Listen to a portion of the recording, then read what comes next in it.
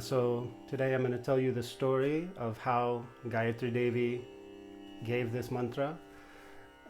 We'll go over the pronunciation of the mantra and the proper Vedic way of chanting with the accent tones.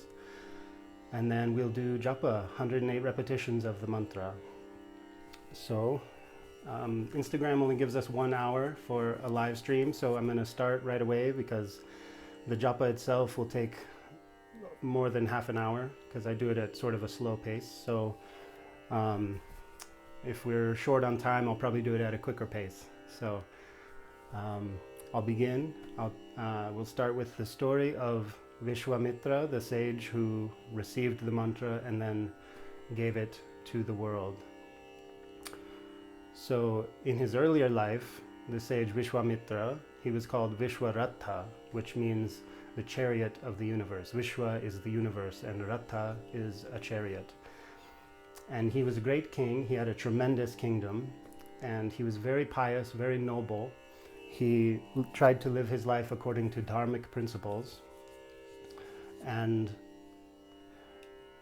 he had received his kingdom when his father decided to retire to the forest and become a yogi. He wanted to spend the rest of his life pursuing self-realization. So his father retired and gave the throne to his son Viśvāratha.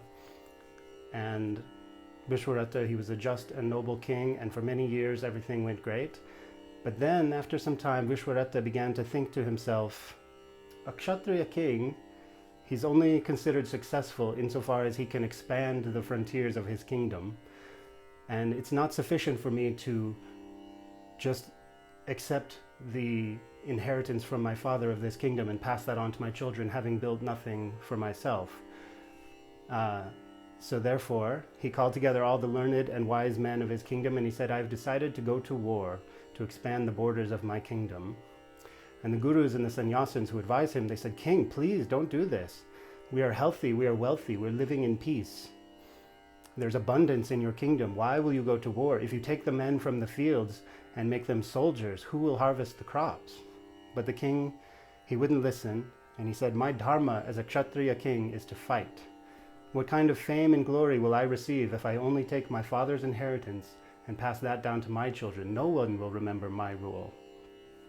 So here we can see how this great and noble king, Viśvāratha, even though he has deep understanding of spiritual principles, like he later goes on to author huge portions of the Rig Veda, like he's a very advanced soul. Even he was overcome by the ego and the material consciousness that just comes with living in this world. So the power of Maya, this is a good demonstration of the power of Maya. If you ever feel like you're not progressing, just remember that you can't have a physical body and not also have a human consciousness which is subject to ego and all these temptations. So even the great Viśvāmitra was tempted by fame and glory and power.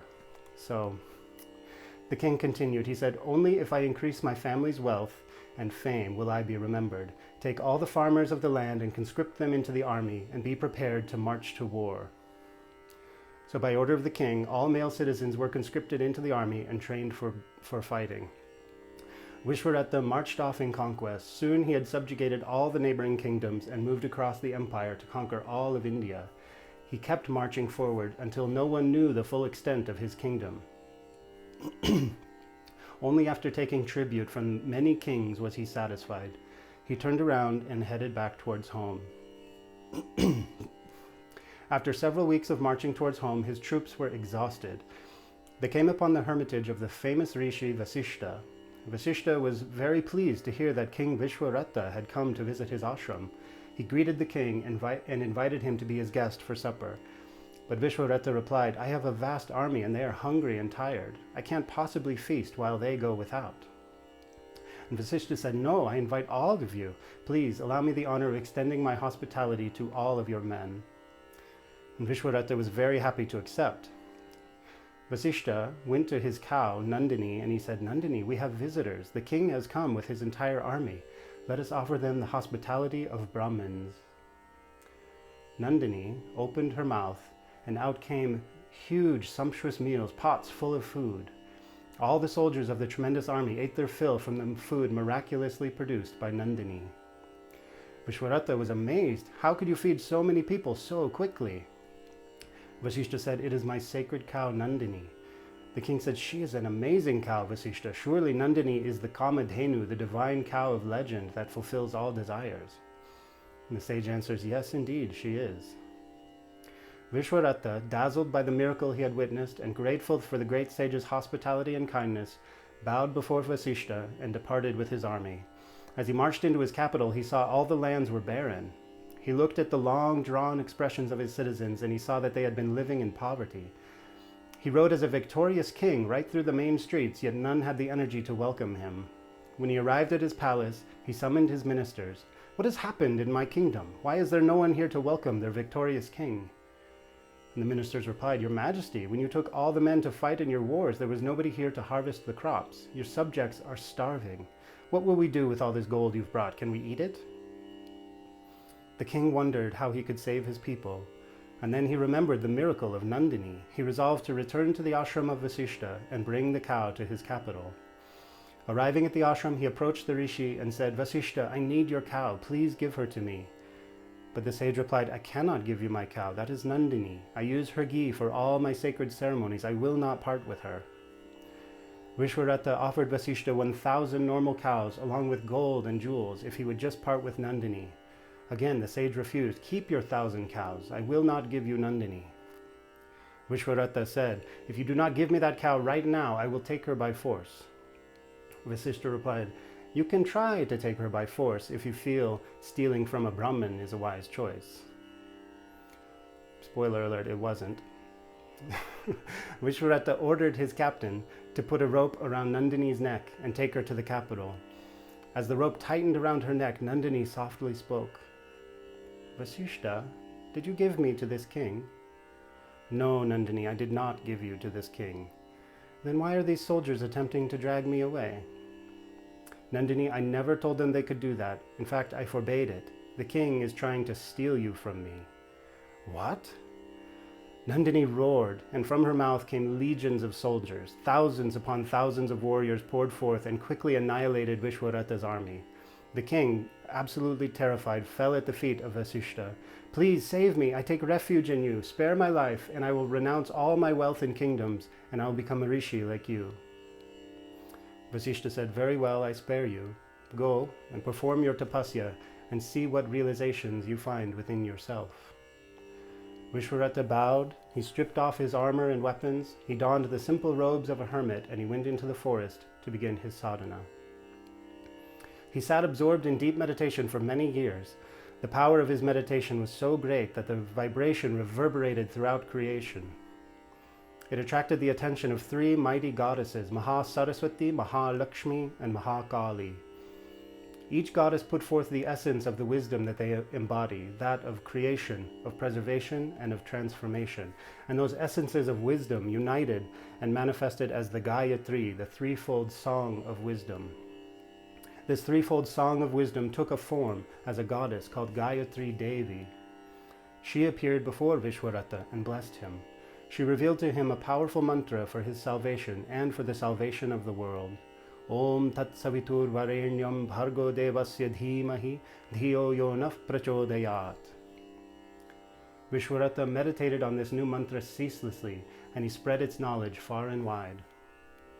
The goddess returned to Viśvāmitra and said, "Viśvāmitra, the chariot of the universe, I'll give you a new name according to your character. Because you have brought this realization, this new mantra to humankind, you have acted as a friend to all. Therefore, I give you the name Viśvāmitra, the friend of the universe." So, this is how we have received this sacred knowledge. Viśvāmitra, who was Viśvāmitra, the king, Viśvāmitra became possibly the greatest sage ever known. He went on to author very large portions of the Rig Veda. And of all of the mantras that he added to the Rig Veda, this mantra, the Gāyatrī, is the most sacred, the most holy, the most powerful. And to this day, that was many thousands of years ago, to this day it's still the most famous mantra in the world. So it's Om Tat Savitur Varenyam Bhargo Devasya Dhimahi Dhiyo Yo Nah Prachodayat, which means Savitar, the most excellent and resplendent rising sun, we meditate upon you. Grant us the highest inspiration in our efforts. So the mantra is dedicated to Savitar, which is the god of the rising sun. So after the sun has risen and we can see the full disk of the sun, it's called Surya. But when it's just the light of dawn before we can actually see the sun, that light is called Savitar. It's the dawn glow. And so it has, because the sun is not fully risen, it's just the beginning of seeing the sun. It's this potential for life and warmth and the new day, and it has all these symbolic meanings, and we pray to that rising sun to help us meet our full potential, just as the day will meet its full potential. So we say, Dhiyo Yona Prachodayat, grant us the highest inspiration in our efforts. Whatever we're doing, whether it's menial or spiritual, make it live up to its fullest potential. So because it's dedicated to Savitar, it's also called the Savitri mantra, but because it was revealed by Gayatri, it is called the Gayatri mantra. So it has different names. So why is the holiest mantra that we have dedicated to the sun? Why worship the sun? So in the time of the Rig Veda, the sun was considered a visible, almost tangible representation of Brahman, of spirit. And they called it Pratyaksha Devata, which means the God right before our eyes. Because normally you would have to interiorize your consciousness, and in deepest meditation you could have a vision of the divine. But with the sun, you can just go outside. You can see God right before you. Pratyaksha Devata. And so the sun, it's the source of all light and heat that sustains life. And so it's a perfect stand-in. It's the visible representation of the invisible spirit that supports all life. And so it's very natural to worship the sun in this way. So before the mantra, we recite what is called the Vyahriti Traya. Vyahriti means a declaration or a statement, and Traya means threefold. So the threefold declaration is Bhur, Bhuva, and Swa. So Bhur, Bhuva, Swa is called Vyahriti Traya. And these refer to the three planes of existence. So the physical plane, the astral plane, and the causal plane. And these are sometimes translated as earth, sky, heaven, but more, if you're a follower of yoga and the Upanishads, a more apt way of thinking is physical, astral, and causal. So some would interpret that to mean the physical world, the astral world, and the causal world, beyond which is just spirit, Brahman. And some interpret that to mean the physical body, the astral body, and the causal body, within which is the soul, the Atman. So depending on how you want to meditate on this mantra, you can either think that the sun that we're worshipping with this mantra is the Atman within ourselves, which shines upon the causal, the astral, and the physical body. So Bhur, Bhuva, Swa, and then the sun that we worship is our own soul. Or you could think in the macro cosmic sense of the sun is spirit, is Brahman, and it shines on the causal, the astral, and the physical world, and we worship that sun. So whichever way you want to visualize, either as your own soul or as spirit beyond, it's the same. So let's see, where was I in my notes? Oh yeah, so reciting the Vyahriti Traya along with the Gayatri Mantra is an assertion that Brahman, the Supreme Spirit, which we metaphorize as our physical sun, is the same divine light shining on all physical, astral, and causal worlds simultaneously. So just as our sun in the center of the solar system shines on all the planets equally, so Brahman, spirit, shines on all these worlds equally. It's the sun in the center of all creation. So there's an ancient Sanskrit text called the Manusmriti. It's a legal text. And for thousands of years, it's been used as the basis for law in India. Even under the British rule, they used this Manusmriti as the basis for what they called Hindu law. And in English, it's called the Laws of Manu. And in the Manusmriti, we find a stanza regarding the Gayatri Mantra. It says, Onkara purvikastisro mahavyahrityayo vyaya tripada chaiva savitri vijnayam brahmano mukham, which means the syllable Om followed by the imperishable threefold great declaration, Bhur Bhuva Swa, then the three-lined Savitri, which is the Gayatri mantra. This shall be known as the mouth of Brahman, Brahmano Mukham. So we say Om, then the Vyahriti Traya, Bhur Bhuva Swa, then the three-lined Gayatri mantra. This is the mouth of Brahman.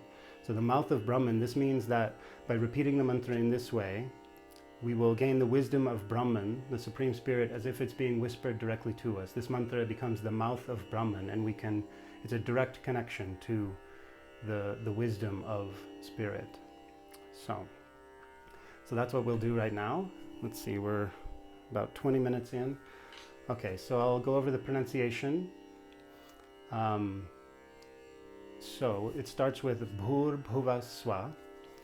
So with Bhur, anytime there's a consonant with an H after it, you pronounce it with a little puff of air. Bh, Bhur Bhuva Swa. Bhur Bhuva Swa. And the U in Bhur is a long U, and then in Bhuva, it's a short U. So Bhur Bhuva, Bhur Bhuva. And then Swa. And so after Swa, it's called Visarga. It's the H with a little dot under it. And so this is pronounced just as an unvoiced breath. So Bhur Bhuva Swa. Some pronounce it voiced. They say Swaha. I think it's more correct to say Bhur Bhuva Swa. So then the mantra itself, Om Tat Savitur Varenyam. So the N in Varenyam, it's not like an English N where the tongue is at the teeth. Na na na na. It's more the tongue goes up to the roof of the mouth. Varenyam, Varenyam. Tat Savitur Varenyam. Bhargo Devasya Dhimahi. So there's that again, the D with an H is Dha, Dha, Dhimahi. So the Dhi has a long I and Mahi has a short I. So it's Dhimahi, Dhimahi. Bhargo Devasya Dhimahi. And then Dhiyo, again a short I, Dhiyo Yonaf Prachodayat. So Dhiyo Yonaf Prachodayat. You hear how I'm making almost an F sound after the Na? Naf Prachodayat. So again, that's that Visarga, which is the H with a dot under it. And this is kind of advanced Sanskrit. It's okay if you ignore this and you forget it immediately, but I'll say it anyway. Whenever that Visarga is followed by a P, instead of just a breath, it gets a little bit pinched and it becomes almost an F. Dhiyo Yonaf Prachodayat. So the whole mantra, Om Tat Savitur Varenyam. Again, that N has the tongue up. Varenyam. Bhargo Devasya Dhimahi. Dhiyo Yonaf Prachodayat. Okay? So, and we're going to repeat this 108 times, so you'll hear me do it over and over, and hopefully by the end it will be automatic for you. Now I'll quickly go over the tones, the Vedic way of chanting this. So each of the Vedas have a different system of what is called accents. Some of them are more complicated, but the Rig Veda has the simplest system. There's just the three tones, the main tone, then up or down. So in the case of this mantra, it's Om Tat Savitur Varenyam Bhargo Devasya Dhimahi Dhiyo Yonaf Prachodayat. Om Tat Savitur Varenyam Bhargo Devasya Dhimahi Dhiyo Yonaf Prachodayat. Om. And again, we're going to do this 108 times. So by the end, even if you've already forgotten what I just did, hopefully it will be automatic. It'll just, after hearing me do it so many times, you'll know the sort of the melody. So I think that's it. I got to start, or else we'll run out of time before Instagram cuts us off. So happy meditations, happy Gāyatrī Jayanti. So I'm going to use an armrest to hold my mala up.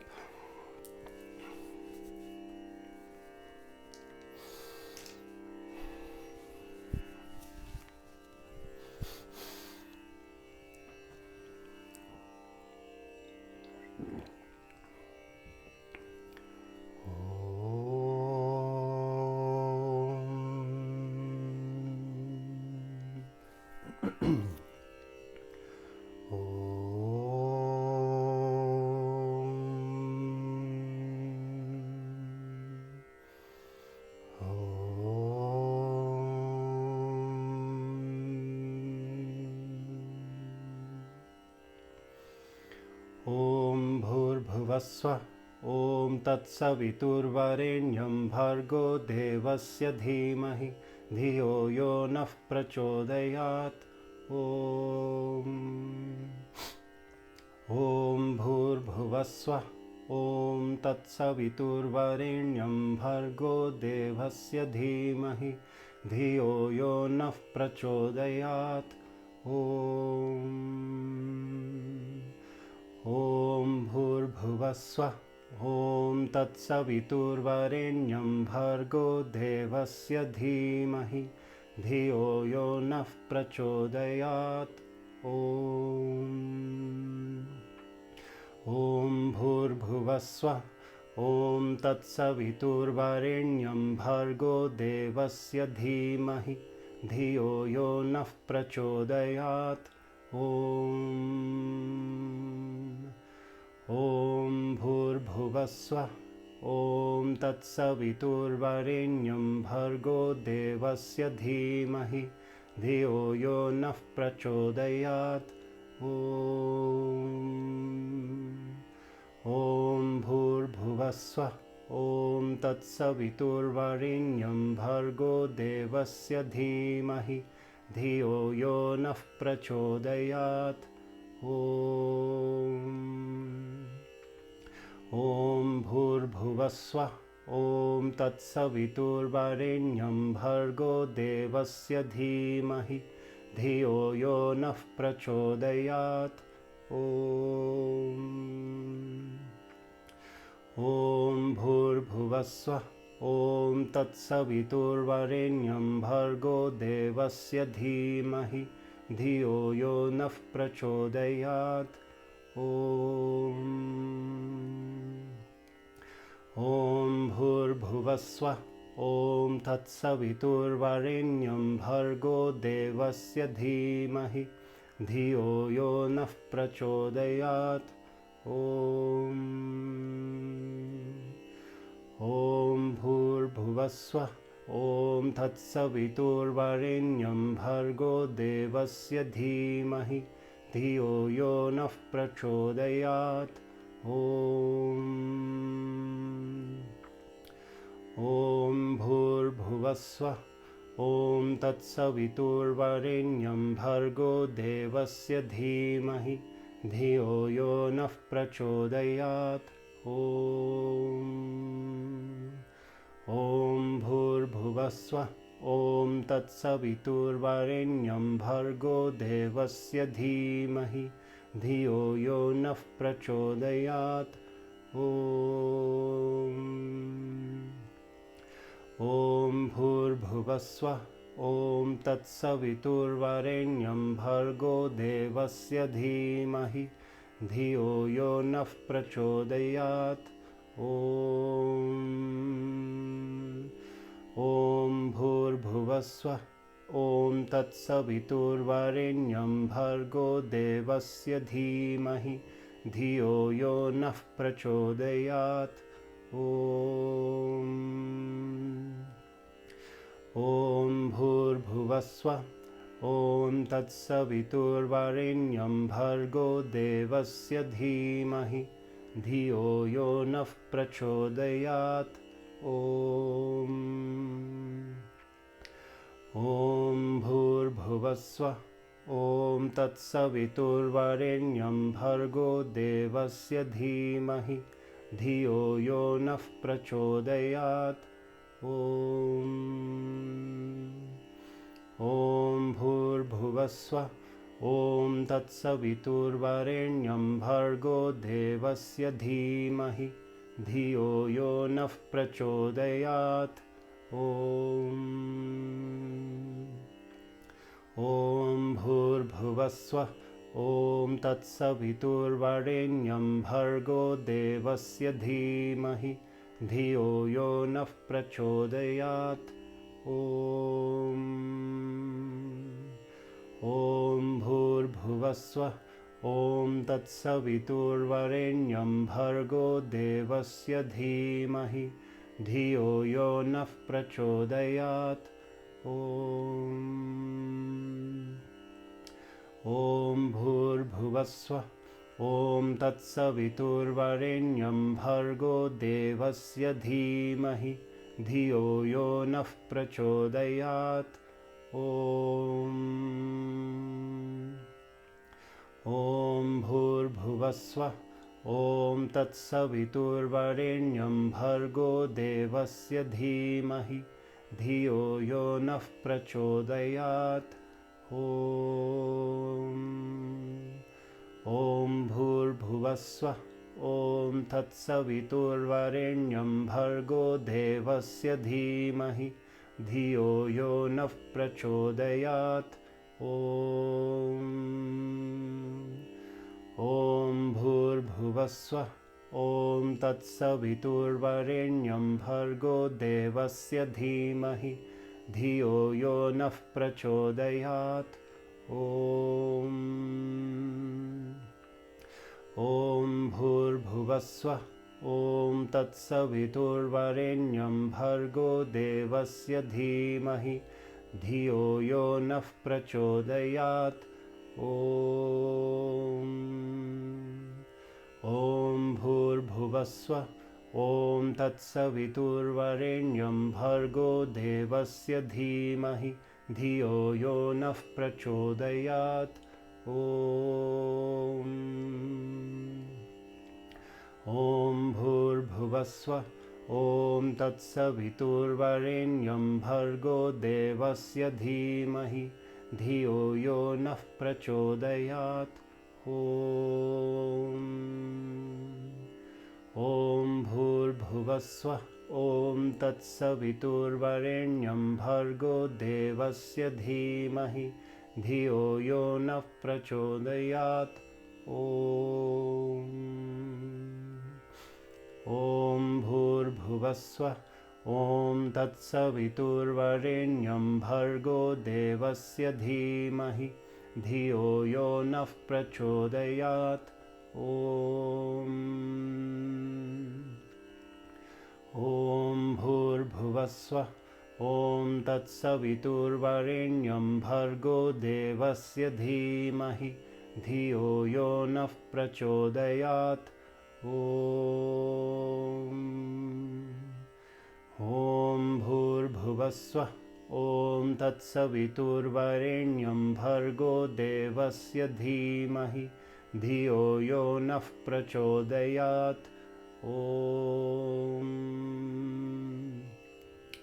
Om Bhurbhuvasvah. Om Tatsaviturvarenyam Bhargo Devasya Dhimahi Dhiyo Yo Nah Prachodayat. Om Bhurbhuvasvah. Om Tatsaviturvarenyam Bhargo Devasya Dhimahi Dhiyo Yo Nah Prachodayat. Om Bhurbhuvasvah. Om Tatsaviturvarenyam Bhargo Devasya Dhimahi Dhiyo Yo Nah Prachodayat. Om Bhurbhuvasvah. Om Tatsaviturvarenyam Bhargo Devasya Dhimahi Dhiyo Yo Nah Prachodayat. Om Bhurbhuvasvah. Om Tatsaviturvarenyam Bhargo Devasya Dhimahi Dhiyo Yo Nah Prachodayat. Om Bhurbhuvasvah. Om Tat Saviturvarenyam Bhargo Devasya Dhimahi Dhiyo Yo Nah Prachodayat. Om Bhurбhuvasva Om Tat Saviturvarenyam Bhargo Devasya Dhimahi Dhiyo Yo Nah Prachodayat. Om Bhurбhuvasva Om Tat Saviturvarenyam Bhargo Devasya Dhimahi Dhiyo Yo Nah Prachodayat. Om Bhurбhuvasva Om Tat Saviturvarenyam Bhargo Devasya Dhimahi Dhiyo Yo Nah Prachodayat. Om Bhurбhuvasva Om Tat Saviturvarenyam Bhargo Devasya Dhimahi Dhiyo Yo Nah Prachodayat. Om Bhurбhuvasva Om Tat Saviturvarenyam Bhargo Devasya Dhimahi Dhiyo Yo Nah Prachodayat. Om Bhurбhuvasva Om Tat Saviturvarenyam Bhargo Devasya Dhimahi Dhiyo Yo Nah Prachodayat. Om Bhurбhuvasva Om Tat Saviturvarenyam Bhargo Devasya Dhimahi Dhiyo Yo Nah Prachodayat. Om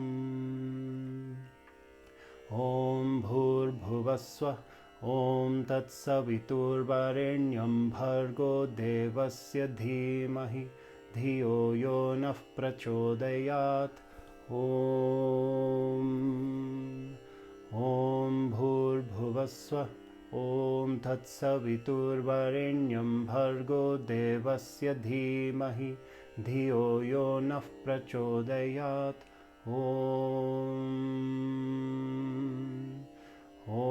Bhurбhuvasva Om Tat Saviturvarenyam Bhargo Devasya Dhimahi Dhiyo Yo Nah Prachodayat. Om Bhurбhuvasva Om Tat Saviturvarenyam Bhargo Devasya Dhimahi Dhiyo Yo Nah Prachodayat.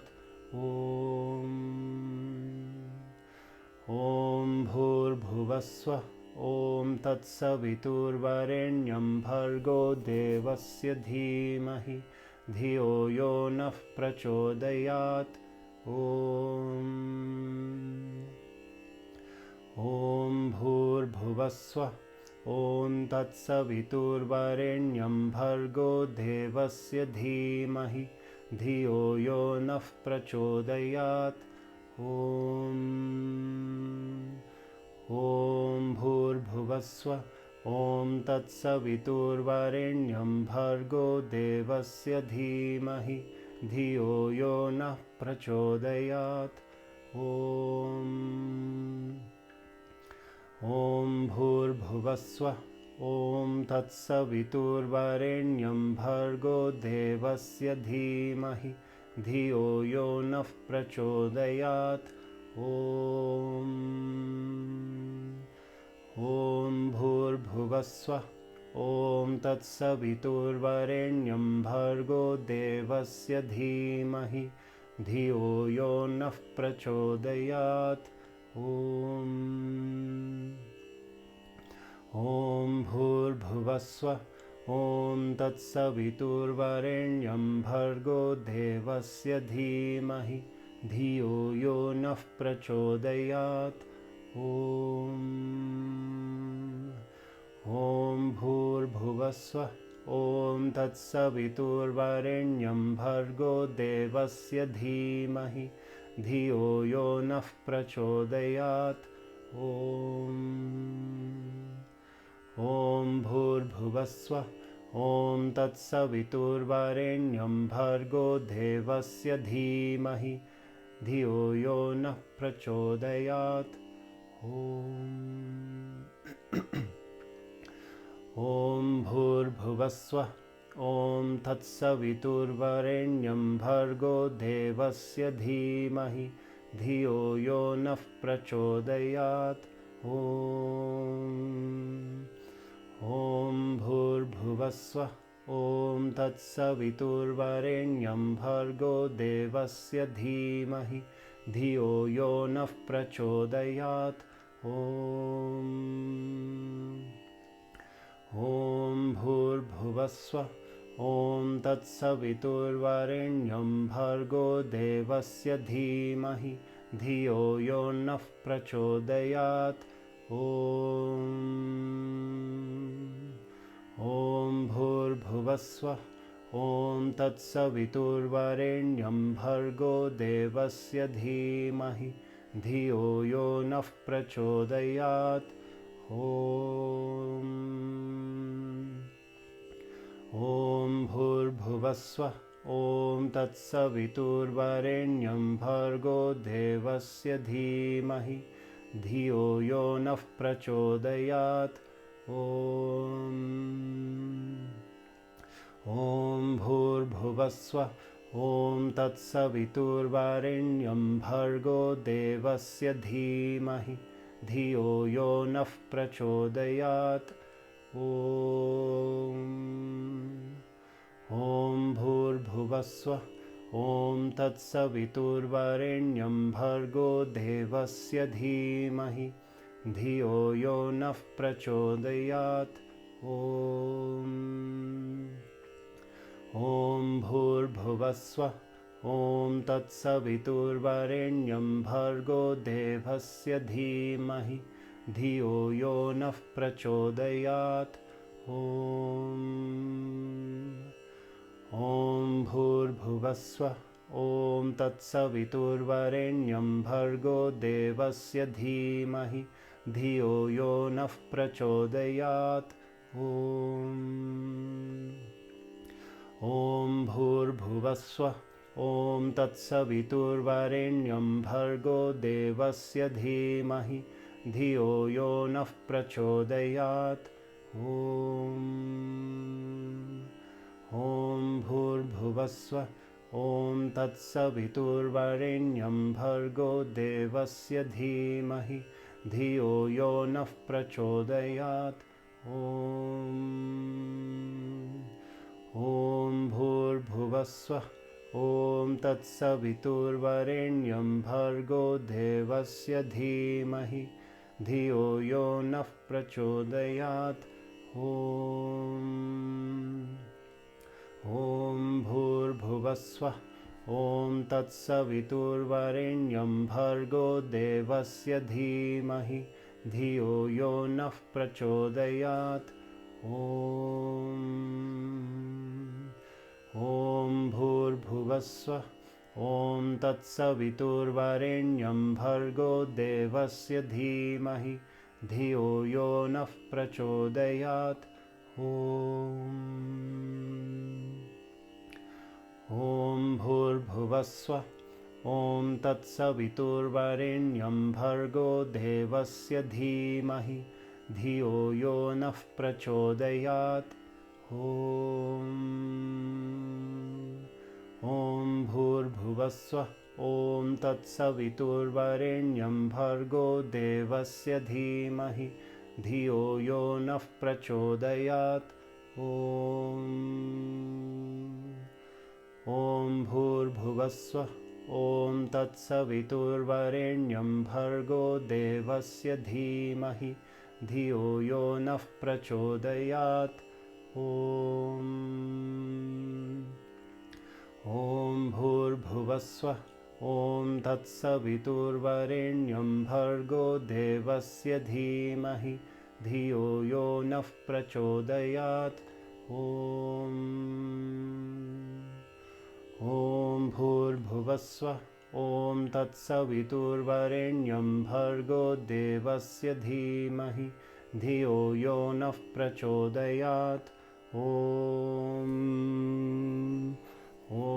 Bhurbhuvasva Om Tatsaviturvarenyam Bhargo Devasya Dhimahi Dhiyo Yo Nah Prachodayat. Om Bhurbhuvasva Om Tatsaviturvarenyam Bhargo Devasya Dhimahi Dhiyo Yo Nah Prachodayat. Om Bhurbhuvasva Om Tatsaviturvarenyam Bhargo Devasya Dhimahi Dhiyo Yo Nah Prachodayat. Om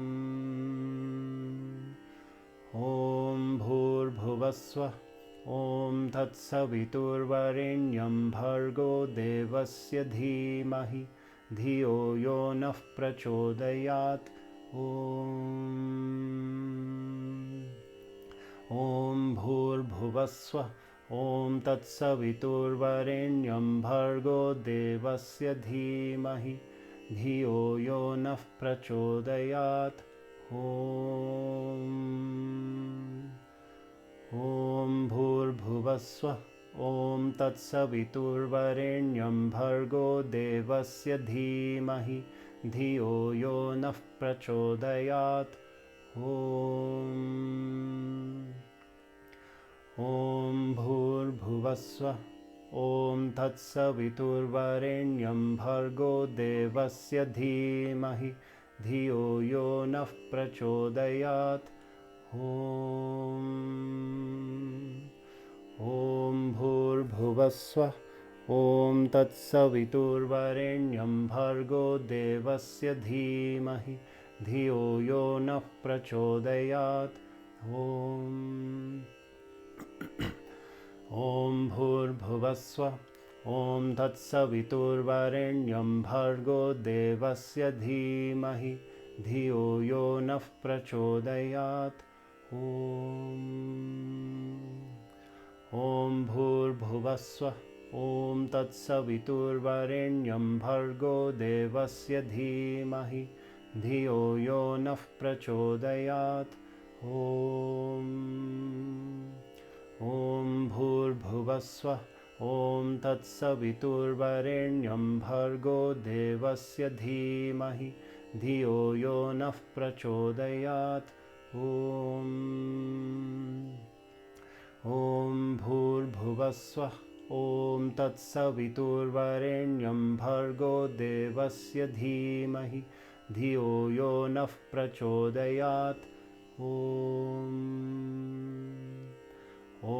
Bhurbhuvasva Om Tatsaviturvarenyam Bhargo Devasya Dhimahi Dhiyo Yo Nah Prachodayat. Om Bhurbhuvasva Om Tatsaviturvarenyam Bhargo Devasya Dhimahi Dhiyo Yo Nah Prachodayat. Om Bhurbhuvasva Om Tatsaviturvarenyam Bhargo Devasya Dhimahi Dhiyo Yo Nah Prachodayat. Om Bhurbhuvasva Om Tatsaviturvarenyam Bhargo Devasya Dhimahi Dhiyo Yo Nah Prachodayat. Om Bhurbhuvasva Om Tatsaviturvarenyam Bhargo Devasya Dhimahi Dhiyo Yo Nah Prachodayat. Om Bhurbhuvasva Om Tatsaviturvarenyam Bhargo Devasya Dhimahi Dhiyo Yo Nah Prachodayat. Om Bhurbhuvasva Om Tatsaviturvarenyam Bhargo Devasya Dhimahi Dhiyo Yo Nah Prachodayat. Om Bhurbhuvasva Om Tat Saviturvarenyam Bhargo Devasya Dhimahi Dhiyo Yo Nah Prachodayat. Om Bhur Bhuvasva. Om Tat Saviturvarenyam Bhargo Devasya Dhimahi Dhiyo Yo Nah Prachodayat. Om Bhur Bhuvasva. Om Tat Saviturvarenyam Bhargo Devasya Dhimahi Dhiyo Yo Nah Prachodayat. Om Bhur Bhuvasva. Om Tat Saviturvarenyam Bhargo Devasya Dhimahi Dhiyo Yo Nah Prachodayat. Om Bhur Bhuvasva. Om Tat Saviturvarenyam Bhargo Devasya Dhimahi Dhiyo Yo Nah Prachodayat. Om Bhur Bhuvasva. Om Tat Saviturvarenyam Bhargo Devasya Dhimahi Dhiyo Yo Nah Prachodayat. Om Bhur Bhuvasva. Om Tat Saviturvarenyam Bhargo Devasya Dhimahi Dhiyo Yo Nah Prachodayat. Om Bhur Bhuvasva. Om Tat Saviturvarenyam Bhargo Devasya Dhimahi Dhiyo Yo Nah Prachodayat. Om Bhur Bhuvasva.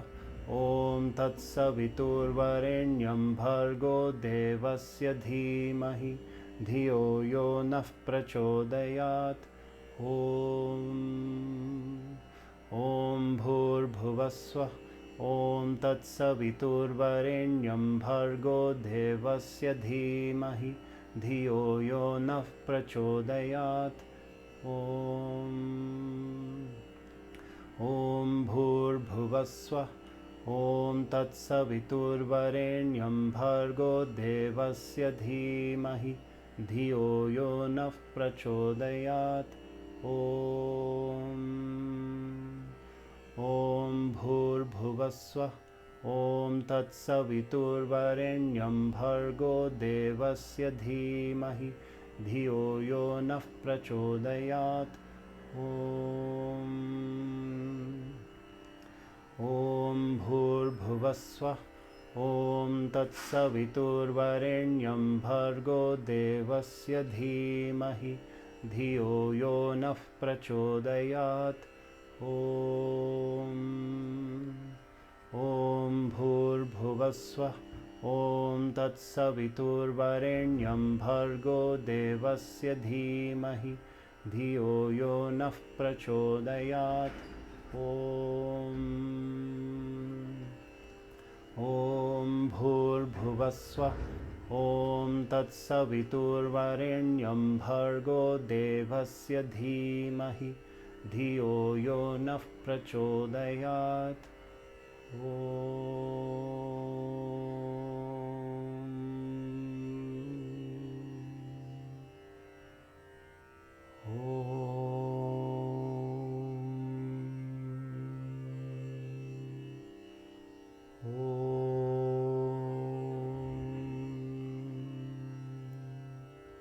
Shanti, Shanti, Shanti.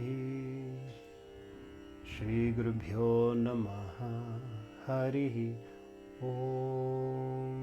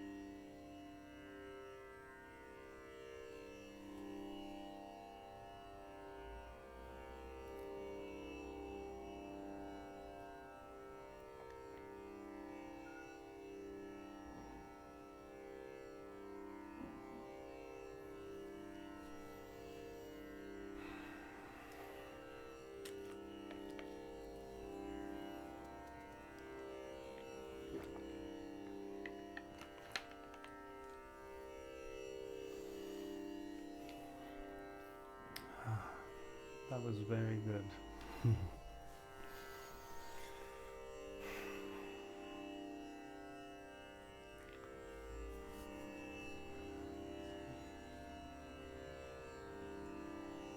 Morning from Hawaii.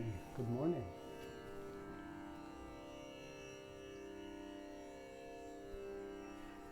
So I hope you all enjoyed. So this was external japa with the voice. But the best japa is if you can keep the mantra going. It's manasa japa. Keep the mantra going in your mind, always. So I hope throughout the rest of your day you can keep Om Bhur Bhuvasva Om Tatsavitur Varenyam Bhargo Devasya Dhimahi Dhiyo Yo Nah Prachodayat. Om. Try to keep it going throughout your day. Good, we ended with a little time left, so I guess I'll just a reminder on pronunciation. So the consonants with an H after, you pronounce them with a little puff of air. So it's pa, bhur, bhuva, swa. And then in varenyam, that N, remember your tongue goes up to the roof of the mouth. Varenyam, bhargo devasya dhimahi, dhiyo yo nah. So again, that puff of air after na gets a little bit pinched and becomes a almost F, but not really an English F, just a Dhiyo yo nah prachodayat. So I hope you incorporate Gayatri into your practice if you haven't already, and remember, try to keep the mantra going mentally throughout your day.